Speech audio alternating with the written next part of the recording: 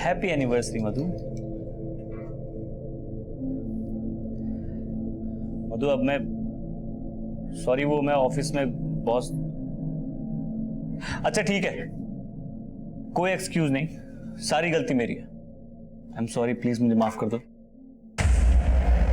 मधु बात तो सुनो मेरी।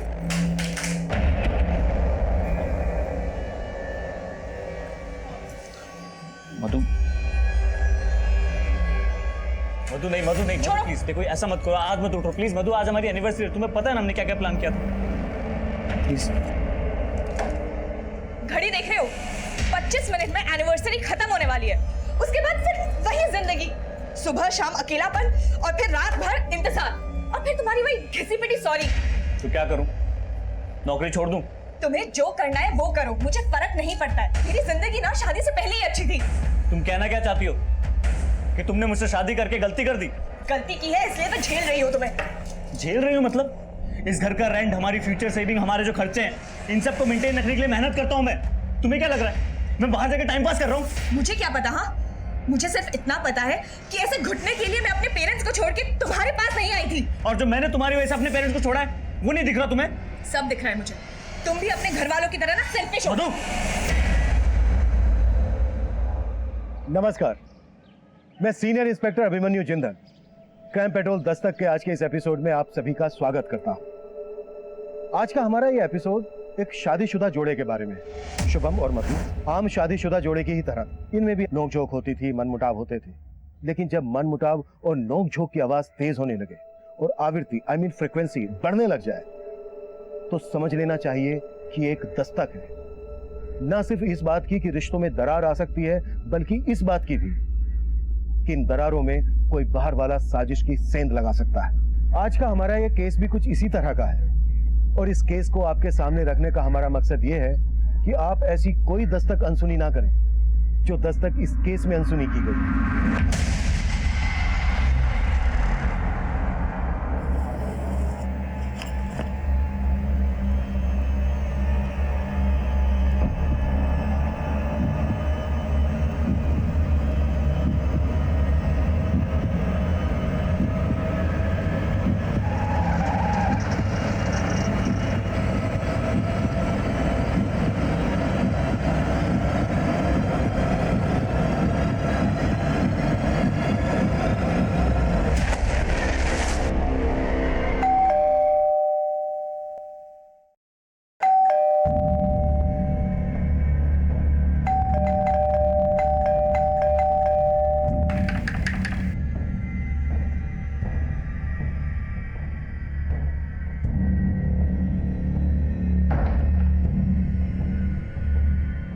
मधु! मधु!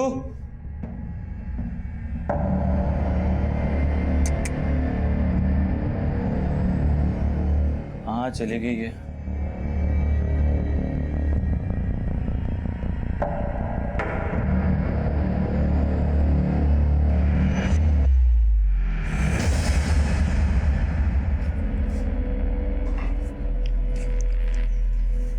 शुभम, मैंने तुम्हारी प्रॉब्लम का एक परमानेंट सॉल्यूशन निकाल लिया है। मैं अपनी फ्रेंड मिसेस शर्मा के यहाँ जा रही हूँ। अब कोई रोक टोक करने वाला नहीं है तुम्हारी जिंदगी में।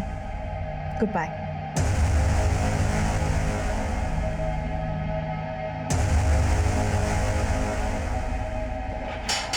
आंटी! आंटी नमस्ते। क्या हुआ शुभम बेटा? आंटी वो मधु, आंटी आपका फोन मिल सकता है जरा? हाँ।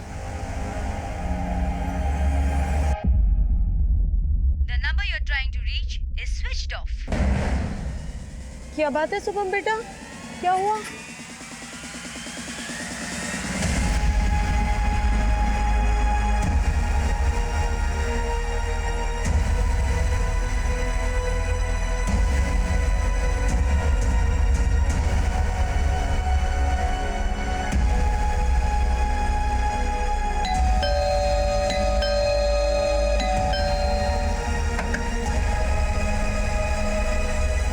शुभम जीजू, आप इतनी रात को, सब ठीक तो है ना?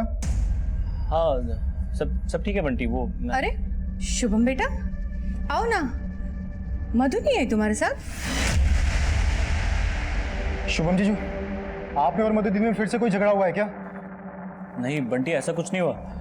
वो मधु कह रही थी कि मिसिस शर्मा उसकी काफी पुरानी फ्रेंड है। आप लोग नहीं जानते क्या?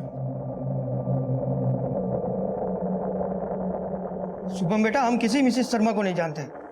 तो फिर मधु गई कहाँ? शुभम, मैंने तुम्हारी प्रॉब्लम का एक परमानेंट सॉल्यूशन ढूंढ लिया है। मैं अपनी फ्रेंड मिसेस शर्मा के यहाँ जा रही हूँ। अब कोई रोक टोक करने वाला नहीं है तुम्हारी जिंदगी में। Goodbye. तो ये मिसेस शर्मा कौन है, ये आप लोग नहीं जानते? सर, मधु के मुंह से हमने ये नाम कभी नहीं सुना, पर ये शुभम बोल रहा है। सर मैं सच कह रहा हूँ, मधु के मुंह से मैंने यही नाम सुना था, मिसेस शर्मा। तुमने मधु से इस मिसेस शर्मा का सिर्फ नाम ही सुना था, या मधु के साथ कभी इस मिसेस शर्मा से मिले भी थे? Not exactly sir, but sir 1 महीने पहले मैंने मधु को एक लेडी के साथ देखा था।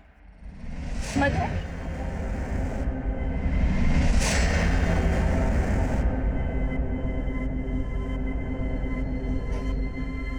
कौन थी वो मधु? कोई नहीं, मिसेस शर्मा थी। मिसेस शर्मा? हाँ। कौन मिसेस शर्मा? तुम नहीं जानते हो, मेरी बहुत पुरानी फ्रेंड है। अगर मधु को कहीं जाना था तो वो तुम्हें फोन कर सकती थी, मैसेज कर सकती थी।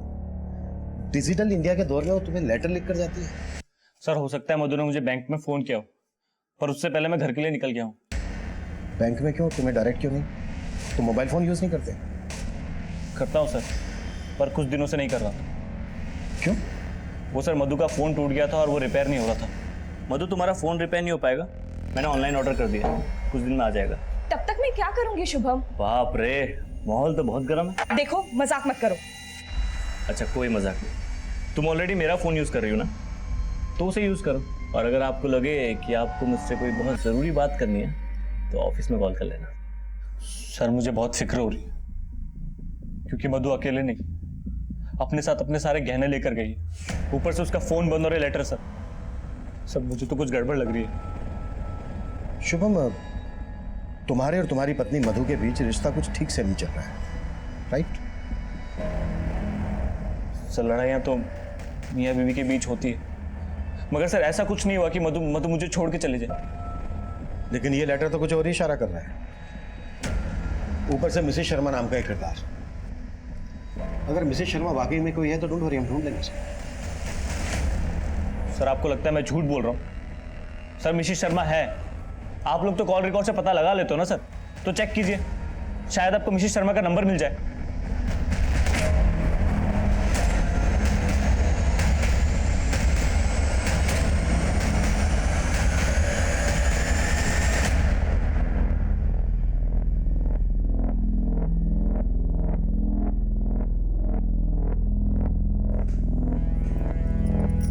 ये कोई वक्त है आने का?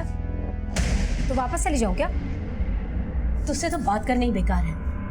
अब ये अरुण तुझे ऐसे ही घुमाता रहेगा या शादी भी करेगा? कभी पूछा है तूने उससे, या बस उसके पीछे पीछे भिखारियों की तरह घूमती रहेगी? भीख मांगने की आदत आपकी और पापा की होगी, मेरी नहीं। मुझे अरुण के साथ ऐसे ही रहने में मजा आता है, तो ऐसे ही चलने दीजिए ना सब कुछ। जाके सो जाइए। मिसेस शर्मा आगे चलकर हमारे लिए एक पहेली बनने वाली थी, क्योंकि मधु के कॉल रिकॉर्ड्स में हमें उनका कोई हिंट नहीं मिला।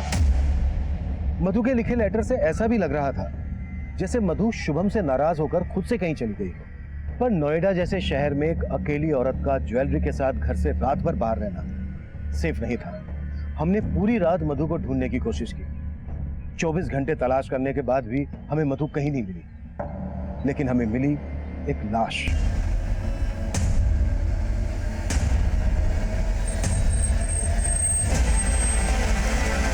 पीछे हटिए, पांडे पीछे हटाओ सबको। साइड सब, पीछे पीछे पीछे हटिए। पीछे पीछे पांडे, देखो आसपास कुछ मिलता है क्या? गीता हटो, बॉडी बाहर निकालो।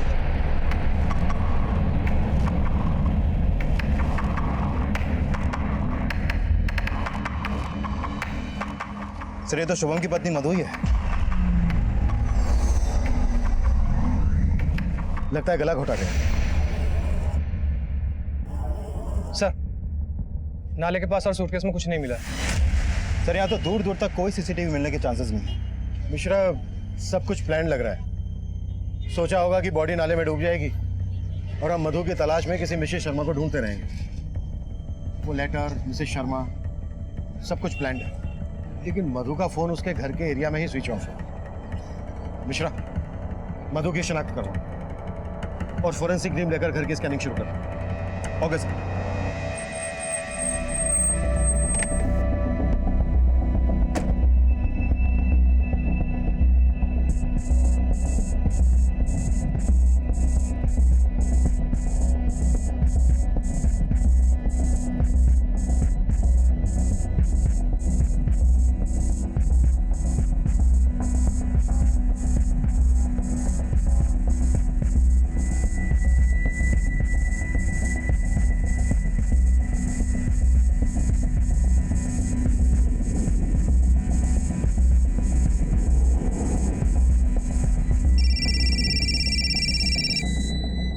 सर, शुभम के घर से ऐसा कोई क्लू नहीं मिला है जिससे साफ हो कि मधु का मर्डर उसी के घर में हुआ था। शुभम के घर वालों की कुंडलियां निकालो और पिछले दिनों की शुभम की एक्टिविटीज भी पता करो। Okay sir. सर, एक स्त्री वाले का कहना है जिस रात मधु का मर्डर हुआ उस शाम उससे मिलने एक औरत आई थी।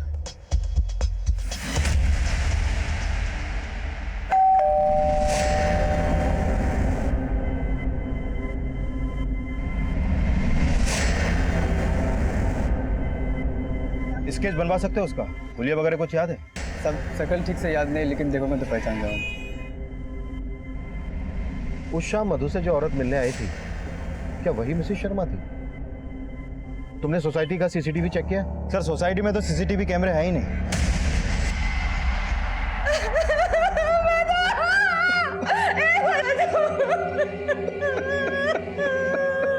देखिए, हमें मधु की बॉडी इस सूटकेस में मिली। आप लोग पहचानते हैं इसे? बता सकते हैं ये किसका है? ये तो हमारी बेटी मधु का है सर। जब इसे विदा किया था तो वो उसे साथ ले गई थी। अब इसे मैं उसकी लाश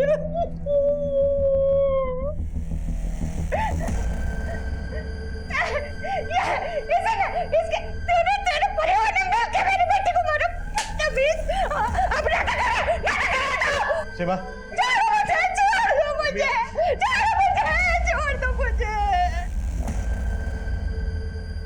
शुभम के पेरेंट्स मधु को पसंद नहीं करते थे। वो लोग उस पर दहेज के लिए दबाव डाल रहे थे। दहेज के लिए? मधु और शुभम की तो लव मैरिज हुई थी ना? हाँ सर। लेकिन शुभम की बड़ी बहन महिमा की शादी नहीं हो रही थी। लड़के वाले दहेज मांग रहे थे और इसीलिए वो लोग मधु पे दहेज के लिए दबाव डाल रहे थे।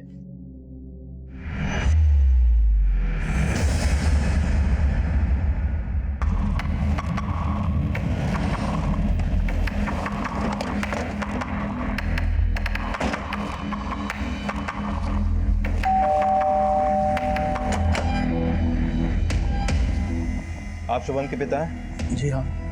और आप शुभम की माँ? जी। आप दोनों को हमारे साथ थाने चलना होगा।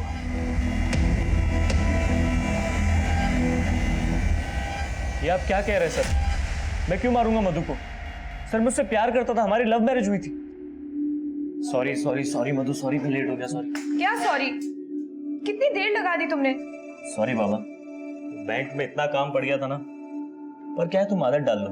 एक तो मेरा काम ऐसा है और शादी के बाद भी तो तुमको मैनेज करना है। शादी? हाँ शादी। अब पहले डेटिंग साइट पे मिले, अब कैफे में मिलने लगे हैं। वो बात तो आगे बढ़ानी पड़ेगी ना। शादी करोगे मुझसे? मधु क्यों मना करती? उसने और उसके माँ बाप ने तो कभी सोचा भी नहीं था कि उन्हें इतना अच्छा लड़का मिलेगा इंटरनेट से, वो भी बिना दहेज के। और यही बात आपको चुभ रही थी, इसलिए दहेज का दबाव डालना शुरू कर दिया आप लोगों ने मधु के माँ बाप पर, है ना? सर, हम कोई दबाव नहीं डाल रहे थे। हम तो सिर्फ संबंधी होने के नाते हमने उनसे 2 लाख रुपयों की मदद मांगी थी, बस। 2 लाख? मधु बेटा, महिमा की जिंदगी का सवाल है। तू अपने मायके से 2 लाख रुपए की बात करेगी ना? बड़ी बहन कुंवारी बैठी रहे, ऐसा अच्छा लगता है क्या भला? सर, मदद तो बहुत दूर की बात। मधु के परिवार वालों ने तो मधु को ऐसी पट्टी पढ़ाई कि उसने तो हमारा घर ही तोड़ दिया। वो तो हमारे बेटे को ही लेकर चली गई।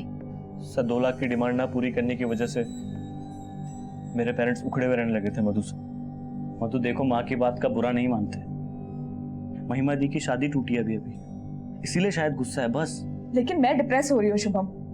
अब ये रोज रोज के ताने मुझसे नहीं सुने जाते हैं। तुम तो ऑफिस चले जाते हो और फिर बर्दाश्त मुझे करना पड़ता है। सर मैंने शुभम की फैमिली के हर मेंबर के कॉल रिकॉर्ड्स निकलवाने के लिए बोल दिए। वैसे सर शुभम की तरह उसकी फैमिली भी कहानी बनाने में एक्सपर्ट लगती है।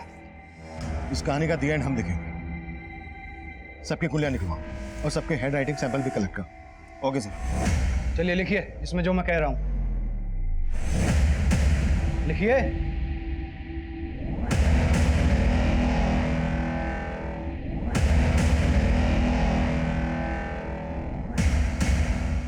सर मधु ने जो लेटर्स लिखे थे उसकी हैंडराइटिंग ना तो मधु से मेल खाती है और ना ही शुभम से, और ना ही शुभम के माँ बाप से।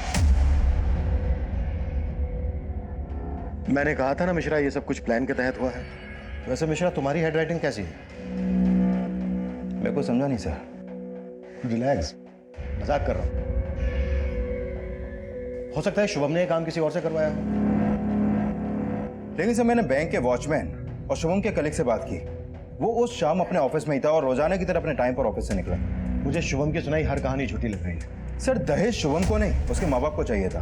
तो हो सकता है ये कांड उसके माँ बाप ने किसी के थ्रू करवाया, या ये भी हो सकता है कि शुभम और उसके माँ बाप इन सब ने मिलकर यह कांड किया हो। लेकिन किसी के भी खिलाफ अभी तक हमें कुछ मिला नहीं है। मिश्रा, एक काम करो, फिलहाल इन्हें जाने दो, लेकिन इन सब पर नजर रखना। और उस औरत का पता चला जो उस दिन मधु से मिलने आई थी उसके घर? नहीं सर, अभी तक तो नहीं, लेकिन कोशिश जारी है।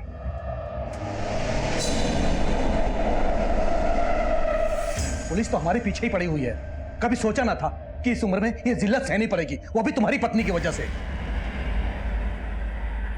पापा वो नहीं रही, अब तो उसे कोसना बंद करो। अरे वो तो छोड़ गई, लेकिन जाते आते तो हमें अक्सर फंसा के गई ना।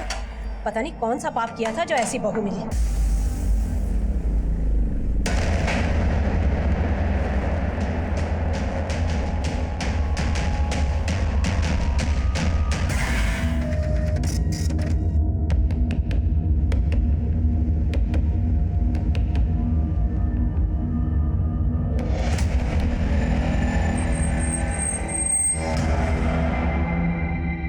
हाँ साहब, यही औरत है। सर महिमा, शुभम की बड़ी बहन, वही उस शाम मधु के घर पे आई थी। उसकी फोन की लोकेशन भी मधु के घर के आसपास की थी।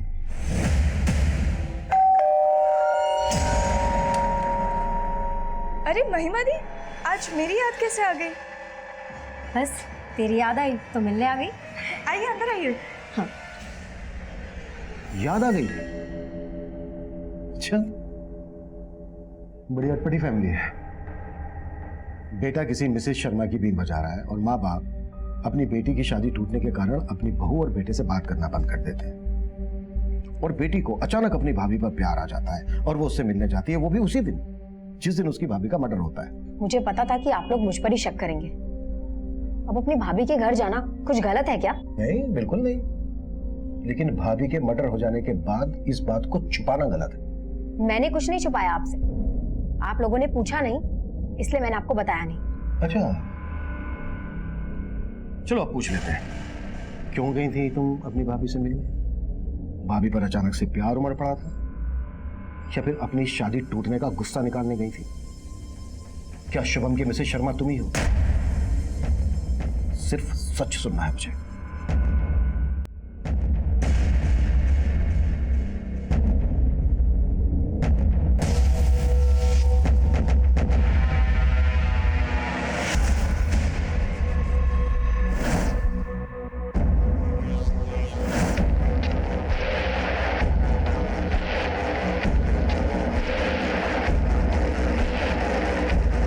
शर्मा, मिसेस शर्मा, कहाँ थी आप इतने दिनों से? आपको इतने दिनों से ढूंढ रहा हूँ मैं। आपको कोई गलत नहीं भाई साहब, मैं कोई मिसेस शर्मा नहीं हूँ। देखो ज्यादा बनो मत। मधु तुम्हारे घर गई थी ना, मैं जानता हूँ सब। अब तुमने ही मारा मेरी मधु को। ये साड़ी मधु की है, मैं जानता हूँ। साड़ी छोड़ो, ये क्या कर रहे हो भाई साहब? देखिए भाई साहब मेरी बात सुनो। भाई साहब मेरी बात सुनो। भाई साहब, अरे भाई साहब मेरी बात सुनो। वो मेरी बीवी को मार के गई है। भाई साहब रुको रुको रुको। कहाँ गई? कहाँ गई वो?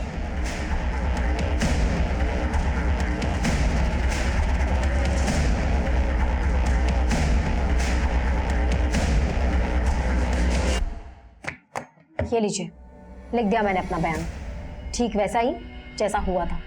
अब अगर आपको मुझसे कोई भी सवाल करना हो तो मुझे सिर्फ फोन कर दीजिएगा, मैं खुद चल के आ जाऊंगी।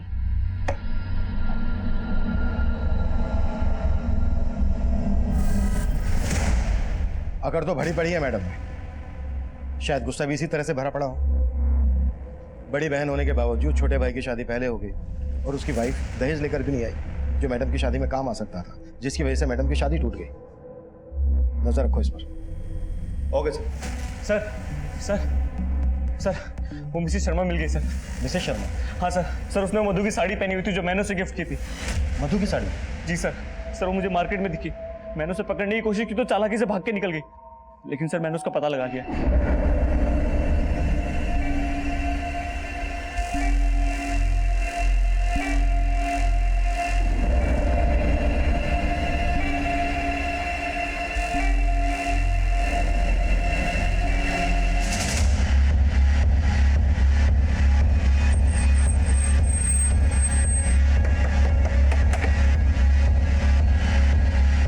सर यही है।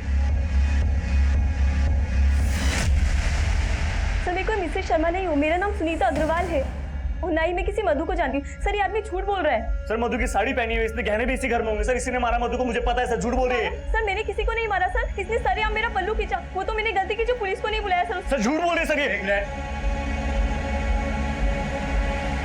देखिए Mrs Sharma, I mean Mrs Agarwal, अगर आप हमसे कुछ छुपा रही हैं तो... सर मैं कुछ नहीं छुपा रही हूँ सर, ये साड़ी तो मुझे मेरे हस्बैंड ने गिफ्ट की थी। अब इनकी बीवी के पास भी वैसी ही साड़ी है तो क्या मैं कातिल हो गई? पांडे सर, पर्चा भरवाना। सर कैसा पर्चा? सुनीता के खिलाफ हमें कुछ नहीं मिला था और शुभम का उस पर शक करना हमें यह सोचने पर मजबूर कर रहा था कि वो मिसेस शर्मा को सच साबित करने के लिए इस तरह के नाटक कर रहा था।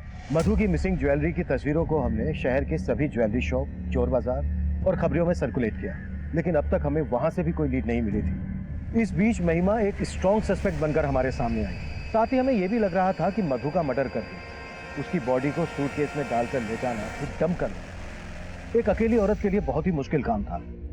इसलिए हमने उसके पिता नरेंद्र की उस शाम की एक्टिविटीज का पता लगाने का सोचा और हमें एक लीड मिली भी, जो महिमा की कहानी का एक नया ट्विस्ट था। शुभम की बहन महिमा के कॉल रिकॉर्ड में एक नंबर मिला है और ये नंबर मर्डर वाली रात मधु के घर वाली एरिया में ही एक्टिव था। किसका नंबर है ये? सर ये नंबर अरुण का है। महिमा की अरुण से सगाई हुई थी जो टूट गई, लेकिन सगाई टूटने के बाद भी महिमा अरुण को डेट कर रही थी और सर मर्डर वाली रात ये दोनों ही देर रात तक साथ में थे। मतलब सगाई टूटी लेकिन रिश्ता नहीं टूटा। क्या ये भी मधु और शुभम की तरह लव कम अरेंज मैरिज करने वाले थे? सर लड़का तो महिमा के पेरेंट्स ने ही ढूंढा था, सगाई टूट गई लेकिन दोनों की जोड़ी नहीं टूटी। कहीं ऐसा तो नहीं है कि इसी जोड़ी ने शुभम और मधु की जोड़ी को तोड़ा हो? अरुण देख, तू मेरे साथ था, ये पुलिस को पता चल सकता है, बात भी बढ़ सकती है। तुझे मैंने बोला था ना कि वहां लेके मत जा मुझे, अब फंसा दी ना तूने मुझे। फंस तो मैं गई हूँ तेरे माँ बाप के लालच के चक्कर में। अगर बिना दहेज के शादी कर लेता तो ये सब नौबत ही नहीं आती थी ना। अब तू मेरे माँ बाप को जानती है कि दहेज उन्हें उनका हक लगता है। सुन, एक कॉल आ रहा है, मैं बाद में बात करता हूँ। हेलो, अरुण बोल रहा है। जी आप कौन? सर मैं मानता हूँ महिमा के साथ उस दिन मैं वहां पे गया था, लेकिन घर में नहीं गया था। तो तू बोल रहा है कि मधु का मर्डर महिमा ने किया?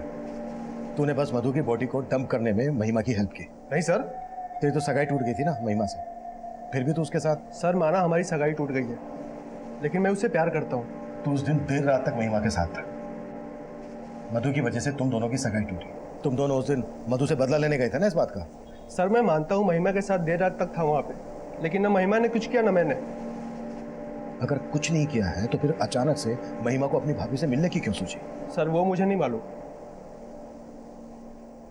लाइट में देख जरा, ऊपर देख, और थोड़ा सा। सर वो महिमा मेरे पेरेंट्स के दहेज का जुगाड़ करने के लिए अपने भाभी से गहने मांगने गई थी और हमारा प्लान था कि एक बार शादी हो जाए तो मधु भाभी को उनके गहने लौटा देंगे और मैं अपने पेरेंट्स को बोल दूंगा कि गहने कहीं खो गए। गुड, एक तमाचे से एकदम तोता बन गया तो। अब ये बोल गहने कहाँ हैं? सर वो गहने तो महिमा को उन्होंने दिए ही नहीं। अरुण चलो यहाँ से। मानी तेरी भाभी? अरे उन्होंने तो कसम खा रखी है ना मानने की। चलो यहाँ से जाते हैं। मतलब मधु ने महिमा को अपने गहने देने से मना कर दिया तो महिमा को गुस्सा आया और वो मधु का मर्डर करके ही घर से बाहर आई। सर मुझे नहीं मालूम कि महिमा और भाभी के बीच क्या हुआ था, लेकिन महिमा रात 12 बजे तक मेरे साथ थी। मिश्रा, ये भी कहानी बनाने में एक्सपर्ट है। राइट देख जरा। नहीं साहब, और मत मार सर, मैं जो बोल रहा हूँ सच बोल रहा हूँ, मैं कहानी नहीं बना रहा सर। सर जो सच था मैंने आपको बता दिया। सर प्लीज सर छोड़ दो सर, जाने दो सर। ठीक है जा, लेकिन शहर छोड़कर तो कहीं नहीं जाएगा, और अगर तेरी एक भी बात छोड़ निकली तो तेरा मंडप सीधा जेल में सजेगा। पांडे सर, पर्चा भरवा दो इससे।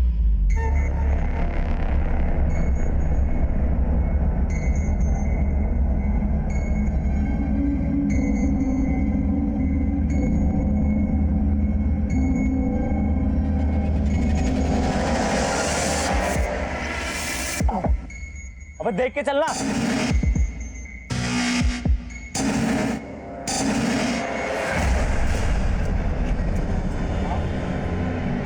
क्या हो भाई?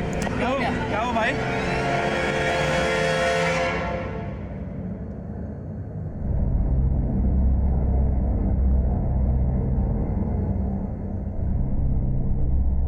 सर आप लोग बेकार में हम पर और हमारे बेटे पर शक कर रहे हैं। अगर आपने अपना ध्यान हम पर से हटाया होता तो शुभम की जान खतरे में नहीं होती। डॉक्टर साहब, शुभम की हालत कैसी है अभी? सही वक्त पे ट्रीटमेंट देने की वजह से जान बच गई। किसी ने जहर का इंजेक्शन दिया था उन्हें। जहर? जी, वो तो अच्छा हुआ टाइम पे आ गए, वरना जान भी जा सकती थी। डॉक्टर, किस टाइप का जहर इंजेक्ट किया गया शुभम को? अभी कुछ फिगर आउट करना मुश्किल है।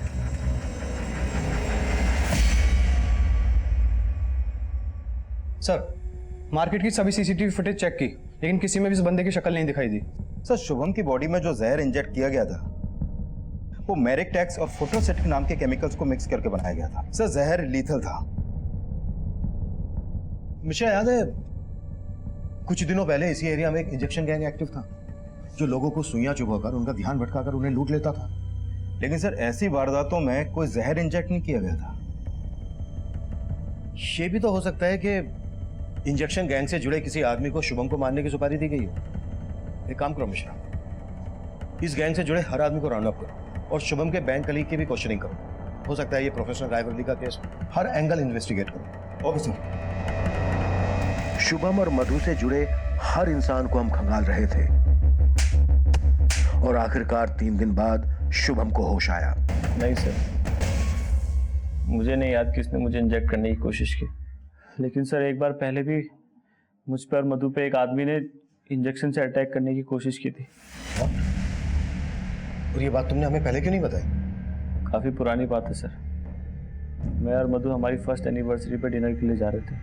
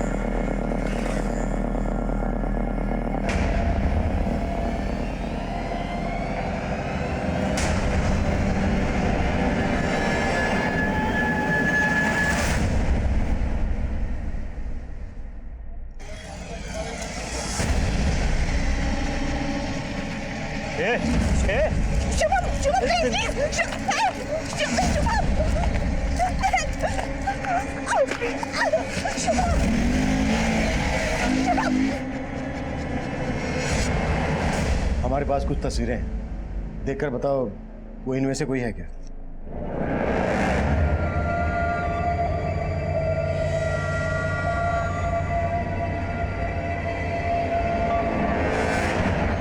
नहीं सर।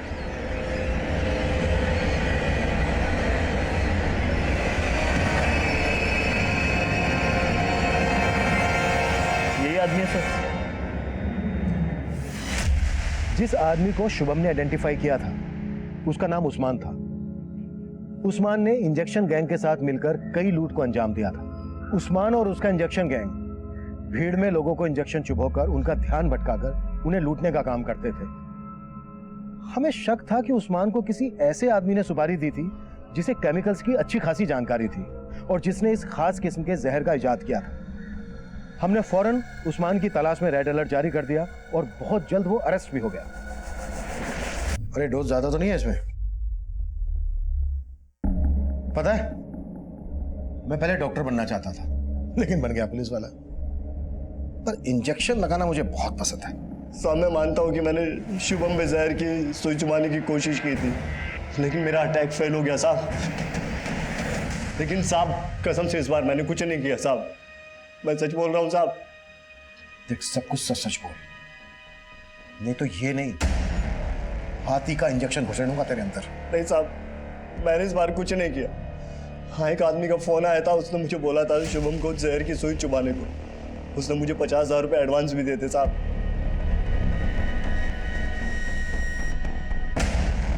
कौन था वो आदमी? नाम नहीं पता साहब। उस आदमी को कहीं से मेरा नंबर मिला था, उसने फोन करके मिलने के लिए बोला और सुपारी दी, लेकिन मेरा अटैक फेल हो गया साहब, तो मैंने उसका फोन उठाना बंद कर दिया। नंबर बोलो उसका। याद नहीं है साहब, पुराने फोन में था और वो तो मैंने फेंक दिया ताकि आप मुझ तक ना पहुंच सके। हुलिया तो याद होगा ना उसका तुझे, या फिर उसका हुलिया याद दिलाने के लिए पहले तेरा हुलिया बिगाड़े? थोड़ा थोड़ा याद है साहब बस।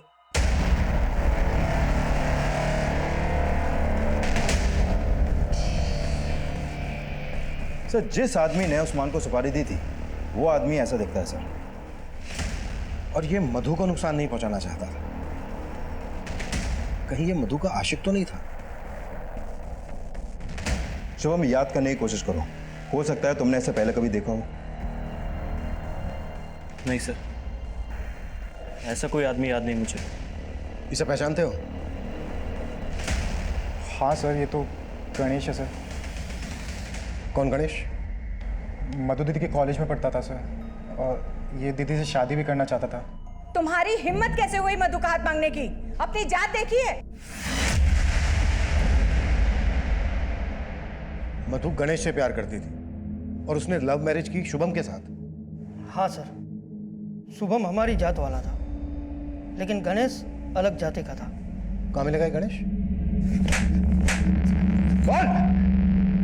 सर, मैं मानता हूँ कि मैंने शुभम पे अटैक करवाया था। ये ले 50,000 रुपए एडवांस। इस लड़के पे सुई घुसानी है, ये दवा भर के। ठीक है। लेकिन सर, मैंने मधु के साथ कुछ भी नहीं किया। मैं तो प्यार करता था मधु से, पर कास्ट अलग होने की वजह से उसके पेरेंट्स नहीं माने। मैंने तो मधु से कहा कि हम भाग के शादी कर लेते, पर उसने कहा कि वो अपने पेरेंट्स को मना लेगी, लेकिन ऐसा कुछ भी नहीं हुआ। फिर मेरे पेरेंट्स ने मेरी शादी अदिति के साथ करवा दी। तूने अदिति से शादी कर दी, मधु ने शुभम से शादी कर दी, तो शुभम पर अटैक करवाने का मकसद क्या था तेरा? सर, वो मकसद भी मुझे मधु ने दिया था। मधु ने? साफ साफ बोल, कहना क्या चाह रहा है तू? मधु ने शुभम से 1 साल पहले शादी की थी, पर मेरी शादी मधु की शादी से 1 साल पहले ही हो गई थी, और उसे लगता था कि मैंने उसे धोखा दिया।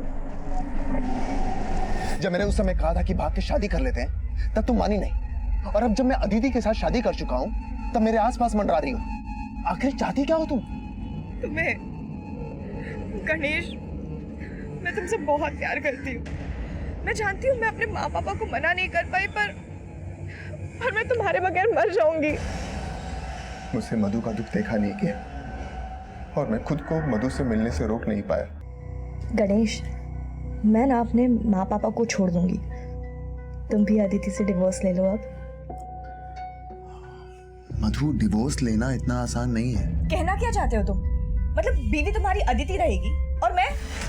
मधु को लगने लगा कि मैं उसे धोखा दे रहा हूँ, जबकि ऐसा कुछ नहीं था। इसलिए उसने मुझे चिढ़ाने के लिए जानबूझकर शुभम के साथ दोस्ती बनानी शुरू कर दी। कौन है वो लड़का? तुमसे मतलब?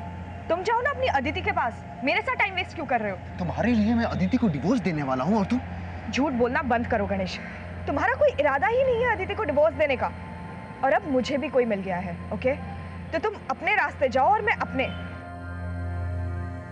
पहले तो मुझे लगा कि वो मुझसे नाराज है, इसलिए ये सब कर रही है। लेकिन बाद में उसने सच में शुभम के साथ शादी कर ली, जबकि उसकी वजह से मैंने अदिति को डिवोर्स दे दिया था।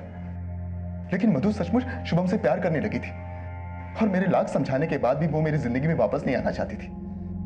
इसीलिए मधु को पाने के लिए मैंने शुभम को रास्ते से हटाने का प्लान बनाया और मेरे एक वार्ड बॉय दोस्त प्रकाश ने मुझे उस जहर के बारे में बताया। आवश्यकता आविष्कार की जननी है और जो तबाह करने की ठान ले वो फूलों को भी हथियार बना सकते हैं। जैसे तू मोहब्बत करके शायर बन गया, वैसे मैं हॉस्पिटल में नौकरी करते करते डॉक्टर बन गया। ये दो केमिकल एक सिरिंज में डालकर किसी की बॉडी में इंजेक्ट किया जाए तो 10 मिनट में खेल खत्म। फिर मैंने उस्मान को शुभम की सुपारी दी, पर शुभम बच गया, लेकिन मधु नहीं बची। बदला लेने के लिए तूने मधु को भी... नहीं सर, नहीं सर, मैंने मधु के साथ कुछ भी नहीं किया। सर वो शुभम आपको गुमराह करने की कोशिश कर रहा है सर। सर उसी ने मारा है मधु, उसी ने मर्डर किया मधु का।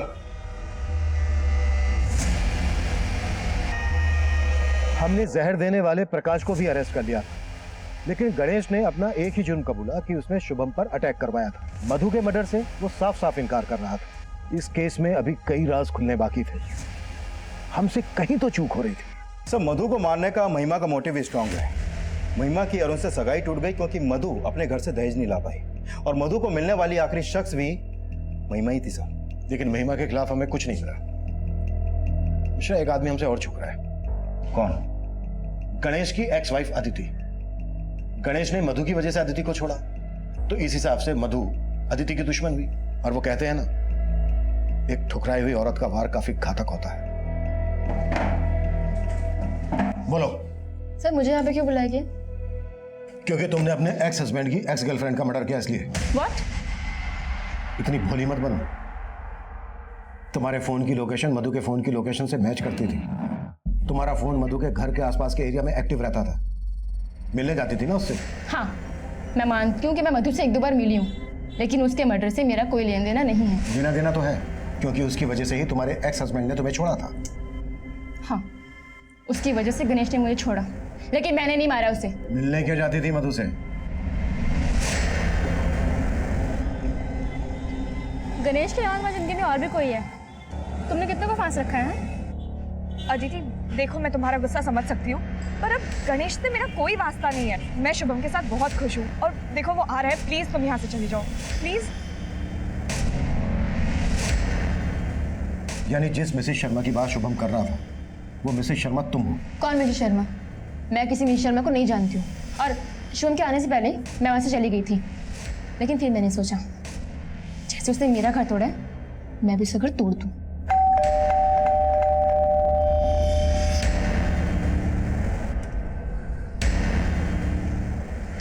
यहाँ? तुमसे नहीं, तुम्हारे पति से मिलने आई हूँ, ये बताने के लिए कि तुमने मेरी जिंदगी कैसे बर्बाद कर दी। तुम समझ क्यों नहीं रही हो अदिति? मैं मानती हूँ कि मुझसे बहुत बड़ी गलती हुई है, पर प्लीज तुम ऐसा मत करो। लेकिन पता नहीं क्यों मुझे इस पे तरस आ गया। उस दिन के बाद मैं मधु से कभी नहीं मिली। क्योंकि तुमने मिलने की गुंजाइश ही खत्म कर दी, मर्डर कर दिया उसका। देखिए सर, मैंने ऐसा कुछ भी नहीं किया। सर, बहुत तोड़ने के बाद भी अदिति कुछ नहीं उगल रही है। एक बात तो क्लियर है मिश्रा, मिसेस शर्मा, ये नाम मधु ने शुभम को बताया था, और कातिल ने जो चिट्ठी लिखी है उसमें भी मिसेस शर्मा का नाम है। सर, अदिति शुभम को मधु और गणेश का सच बताना चाहती थी। कहीं ऐसा तो नहीं कि ये सच शुभम को खुद ही पता चल गया और यही मधु के मर्डर की वजह बन गया? वो तो कुछ भी सकता है, लेकिन वो लेटर, उसकी हैंडराइटिंग शुभम की हैंडराइटिंग से मैच नहीं करती। या तो शुभम ने वो लेटर किसी और से लिखवाया, या फिर ये भी तो हो सकता है कि शुभम और अदिति ने मिलकर यह कांड किया हो, अपने अपने पार्टनर से बदला लेने के लिए। पॉसिबल है। या फिर ये कांड किसी तीसरे आदमी ने किया हो सकता है, जिसे इस मिसेस शर्मा नाम की भनक थी। शुभम, महिमा, अदिति, ये सभी हमारे सस्पेक्ट थे, लेकिन किसी भी सस्पेक्ट के खिलाफ हमें कोई ठोस सबूत नहीं मिल रहा था। मिसेस शर्मा, इस काल्पनिक नाम का इस्तेमाल उस लेटर में हमें भटकाने के लिए किया गया था, लेकिन इस कत्ल का मास्टरमाइंड अब भी हमारी गिरफ्त से दूर था। हम सभी ज्वेलरी शॉप पर नजर रखे हुए थे, लेकिन कातिल मधु की ज्वेलरी बेचने सामने आया ही नहीं। शायद वो इस केस के ठंडे होने का इंतजार कर रहा था, और हमने भी वही किया, इंतजार।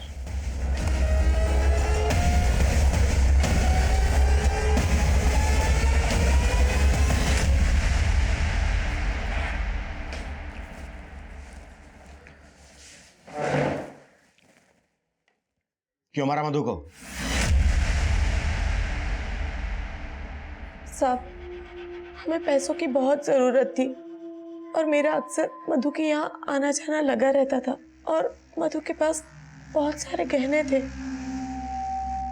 उसके गहने देखते ही मैंने अपने पति से बात की और तभी हमने उसके गहने हासिल करने का सोच लिया था, लेकिन हम ऐसे हाथ साफ करना चाहते थे जिससे किसी को हम पे शक ना आए। फिर एक दिन मुझे मधु का एक और राज पता चला। अदिति देखो, मुझे पता है कि मुझसे बहुत बड़ी गलती हो गई है, पर क्या बात है मधु, सब ठीक है ना?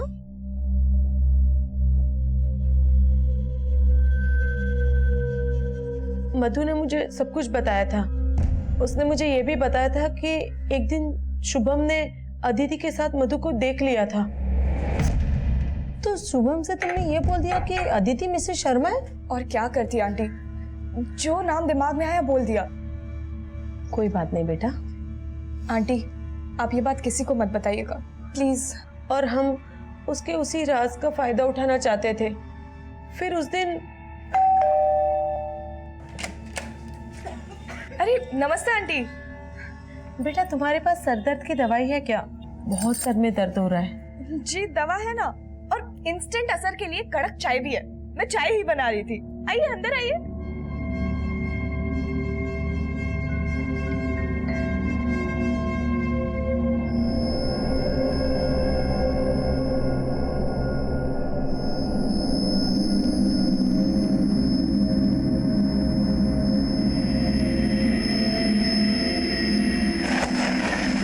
मधु इतनी रेस्पेक्ट करती थी तुम दोनों की, इतना भरोसा करती थी तुम दोनों पर, और तुम लोगों ने चंद पैसों के लालच में अपनी बेटी की उम्र की लड़की को मार डाला। ये मत सोचना कि उम्र देखकर कोई रियायत मिलेगी।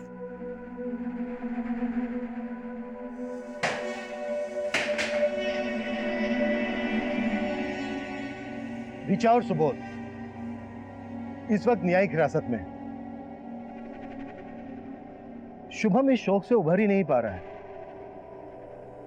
उसे यकीन ही नहीं हो पा रहा है कि मधु जिस वृद्ध जोड़े की इतनी इज्जत करती थी, उसने चंद पैसों के लिए मधु की जान ले ली। इस केस को आपको दिखाने का हमारा मकसद ये बिल्कुल नहीं है कि आप अपने आसपास के लोगों को शक की नजर से देखें, उनके साथ कुछ शेयर ना करें। इनफैक्ट ये पॉसिबल भी नहीं है। लेकिन जिंदगी में संतुलन बनाना, एक दायरा बनाए रखना भी जरूरी है। हर रिश्ते में उतार चढ़ाव आते हैं, हर घर में दरारें होती हैं, लेकिन बाहर के लोगों को इसका पता नहीं लगने देना चाहिए, क्योंकि घर के राज जब दहलीज पार करते हैं तो ये एक दस्तक होती है कि कोई भी इसका फायदा उठा सकता है। जरूरी है हम इस केस से सीख लें और अपनी जिंदगी और अपने घर को महफूज बनाएं। अब मैं सीनियर इंस्पेक्टर अभिमन्यु जिंदल आपसे विदा लेता हूं। आपसे फिर मुलाकात होगी एक नए केस के साथ।